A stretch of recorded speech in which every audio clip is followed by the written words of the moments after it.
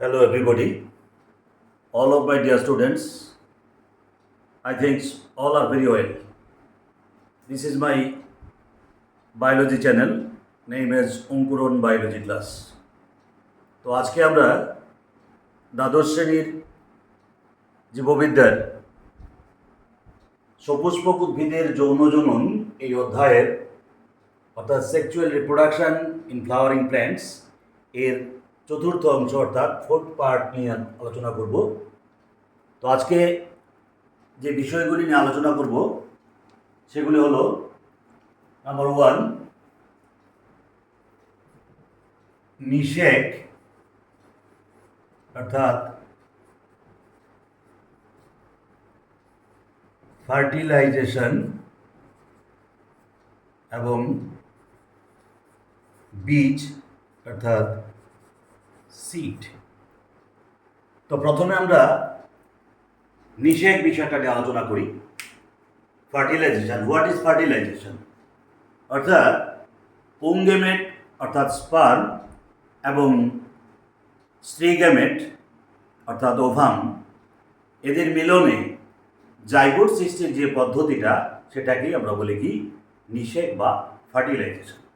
তো আমরা যেহেতু চ্যাপ্টারটা যেহেতু আছে আমাদের সপুষ্পক উদ্ভিদের নিষেক বা sexual reproduction in flowering plants, এখন আমরা পড়তে যাচ্ছি এই সপুষ্পক উদ্ভিদের দ্বিনিষেক প্রক্রিয়া অর্থাৎ double fertilization in flowering plants. আমরা এখানে একটা ছবির মাধ্যমে এই সপুষ্পক উদ্ভিদের নিষেক প্রক্রিয়াটা সম্পূর্ণ দেখানো আছে এখানে। তো কি হয় দেখো, পরাগযোগ বা নিষেক পদ্ধতির জন্য যে পরাগ রেণুগুলি ব্যবহৃত হয় সেগুলি পরাগধানী থেকে বাহিত হয়ে গর্ভমুণ্ডে স্থানান্তরিত হয়। এই গর্ভমুণ্ড থেকে নিঃসৃত রস শোষণ করে এই পরাগ রেণুগুলি স্ফীত হয় এবং তার থেকে একটা নলাকার অংশ বেরিয়ে আসে যেটাকে আমরা পরাগনালী বা পোলেন টিউব বলি। আর এই পরাগনালীর মধ্যে যে পরাগধানীতে যে নিউক্লিয়াসটা থাকে সেটা বিভাজিত হয়ে দুটো জনন নিউক্লিয়াস অর্থাৎ জেনারেটিং নিউক্লিয়াস এবং নালিকা নিউক্লিয়াস অর্থাৎ টিউব নিউক্লিয়াস, এই দুইটা নিউক্লিয়াসে বিভাজিত হয়। পরবর্তী সময়ে এই নিউক্লিয়াস সহ পরাগনালীর মধ্য দিয়ে সেগুলি ভ্রূণস্থলীর দিকে অগ্রসর হয়। তো ভ্রূণস্থলীর মধ্যে প্রবেশ করার আগে এই পরাগনালীর মধ্যে নিউক্লিয়াস দুটা পুংগেমেট এবং একটা নালিকা নিউক্লিয়াসে পরিণত হয়। ভ্রূণস্থলীর প্রাচীর বিদীর্ণ হয়ে তার মধ্যে প্রবেশ করে এই পরাগনালী বা পোলেন টিউব। এই দুইটা পুংগেমেটের মধ্যে একটি পুংগেমেট যে ডিম্বাশয়ের মধ্যে যে 8টি হ্যাপ্লয়েড নিউক্লিয় কোষ থাকে, যে কোষগুলির নাম আমরা যদি বলি যে প্রতিপাদ কোষ সমষ্টি, যেটা ডিম্বক মূলের দিকে থাকে, যেটাকে অ্যান্টিপোডাল সেল বলে, 3টা থাকে সেখানে। আর উপর দিকে থাকে অর্থাৎ ডিম্বক রন্ধ্রের দিকে থাকে 2টা সহকারী কোষ এবং ডিম্বাণু থাকে। আর মধ্যস্থলে থাকে নির্লিত নিউক্লিয়াস বা ডেফিনেটিভ নিউক্লিয়াস। তো এই যে গ্যামেট দুইটি, এই গ্যামেট দুইটির মধ্যে একটি গ্যামেট ডিম্বাণুর সঙ্গে মিলিত হয়ে জাইগোট তৈরি করে, আর একটি নিউক্লিয়াস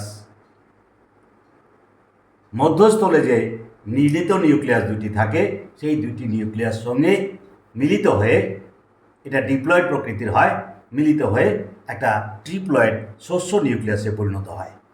তো প্রথমবারে তাহলে দেখো, প্রথম একবার একটা পুংগেমেট ডিম্বাণুর সঙ্গে মিলিত হয়ে জাইগোট তৈরি করলো, পরবর্তী সময়ে আবার আরেকটা নিউক্লিয়াস তার সঙ্গে নির্লিত নিউক্লিয়াস সঙ্গে মিলিত হয়ে শস্য নিউক্লিয়াস তৈরি করলো।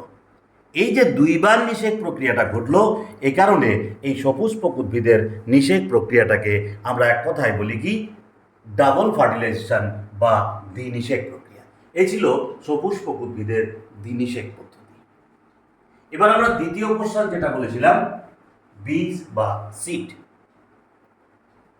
তো একটা বীজ বলতে আমরা কি বুঝি? What is seed? পরাগযোগ এবং নিষেকের পরে ডিম্বাশয় যখন পরিণত হয়, পরিপক্ক হয়, বৃদ্ধিপ্রাপ্ত হয় এবং যার মধ্যে বীজ ধারণ করে, তখন তাকেই আমরা বলি কি? একটা আদর্শ ফল বা টিপিক্যাল ফ্রুট বলি।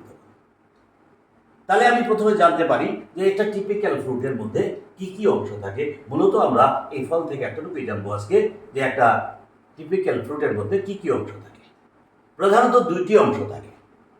একটা থাকে বীজ বা সিড, যেটাকে বলি, এই অংশটাকে বলা হয় বীজ বা সিড। আর বাইরের দিকে যে অংশটা থাকে সেটাকে পেরিকার্প বা ফলোত্তক বলে। দেখো, যে ফলোত্তকটাকে আমরা তিনটা অংশে ভাগ করতে পারি, ট্রিপ্লয়েডটা, ট্রিপল লেয়ার, যে বহিস্তক বা এপিকার্প, মধ্যস্তক বা মেসোকার্প, অন্তস্তক বা অ্যান্ডোকার্প, এই তিনটে অংশ থাকে।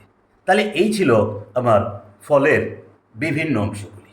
তাহলে আজকে আমি যদি বলি, কি বললাম? সপুষ্পক উদ্ভিদের নিষেক প্রক্রিয়াটা বললাম, এখানে ছবির মাধ্যমে আমি দেখিয়েছি। এবার আমি তোমাদের এই প্রক্রিয়াটাকে, এই ছবিটাকেই আমি একটা মডেলের আকারে দেখাই। কি আছে দেখো, এই সপুষ্পক উদ্ভিদের নিষেকের একটা সুন্দর মডেল তোমাদের এখানে দেখাচ্ছি। এই পরাগরেণুগুলি এখানে আসে, পরাগধানীর মধ্যে স্ফীত হয়, একটা পরাগনালী তৈরি করে।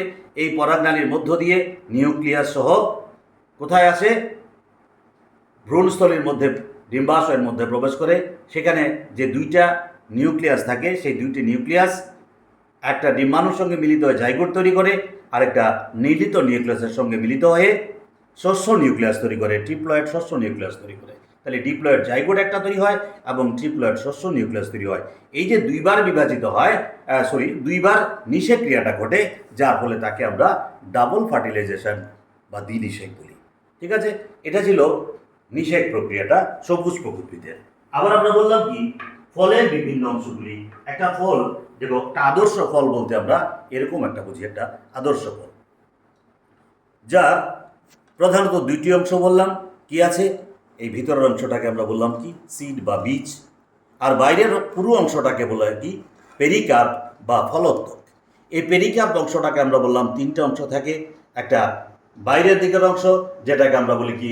বহিস্তক বা এপিকার্প, মধ্যস্তর বা মেসোকার্প এবং অন্তস্তক বা কি বললাম? অ্যান্ডোকার্প বলি। তো এপিকার্প, মেসোকার্প এবং এন্ডোকার্প, আর মাঝখানের অংশটাকে বলা হয় কি? সিড। এই ছিল একটা ফলের বিভিন্ন অংশ, টিপিক্যাল ফ্রুটের ডিফারেন্ট পার্টস। তো আজকে আমরা এই দুইটা প্রশ্ন নিয়ে আলোচনা করলাম। প্রথম বললাম কি? Double fertilization in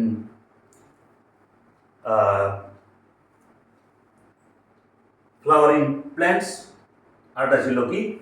different parts of fruits. আশা করি তোমাদের বুঝতে কোনো অসুবিধা হয়নি। ছবিগুলি ভালো করে দেখবে, তাহলেই পুরো বিষয়টা এই ছবির মাধ্যমে তোমাদের সামনে ফুটে আসবে। আজকে তাহলে আমরা এতটুকুই রাখছি। পরের ক্লাসে আমরা এই অধ্যায় থেকে সংক্ষিপ্ত উত্তর, প্রশ্ন উত্তর সহ তোমাদের দিয়ে দেব। ছবিগুলি আবারও বলছি, ছবিগুলি ভালো করে প্র্যাকটিস করবে এবং সবাই এই চ্যানেলটাকে বেশি বেশি করে সাবস্ক্রাইব করবে, শেয়ার করবে, লাইক করবে এবং প্রয়োজনীয় কিছু জানার থাকলে কমেন্টসের মাধ্যমে জানাবে। সবাই